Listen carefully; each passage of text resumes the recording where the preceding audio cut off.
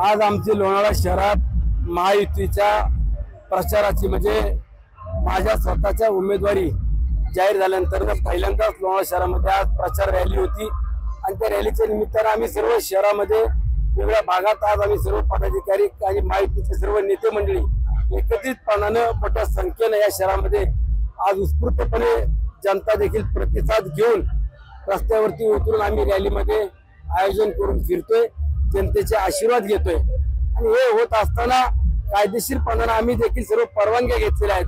चुकीच्या पद्धतीने कुठलाही किंवा अनुचित प्रकार घडावा, कुठेही वाद व्हावे असं अजिबात आम्हाला कुठेही 1% देखील मनात आमच्या तसल्या प्रकारचा विचार देखील नाहीये।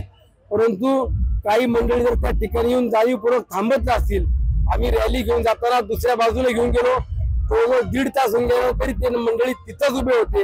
आम्ही किती वेळ तिथे थांबायचं आणि आम्हाला दुसरा रूटही किंवा दुसरा रोडही नव्हता की त्या रोड शिवाय जायला शिवाय पर्याय नव्हता।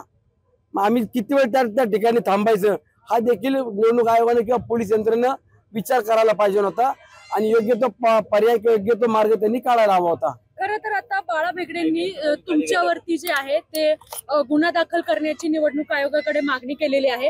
ही आंदोलनही तुम्ही गेल्यानंतर त्या ठिकाणी झालं, जोपर्यंत गुन्हा दाखल होत नाही तोपर्यंत उठणार नाही असं पवित्र नाही। बघा आता हे किती गुन्हे माझ्यावरती दाखल करतायत मला माहित नाही। आता प्रभू श्रीरामाचं दर्शन घ्यायला जाताना जर माझ्यावर कुठला गुन्हा दाखल होत असेल तर तुम्हाला मान्य आहे।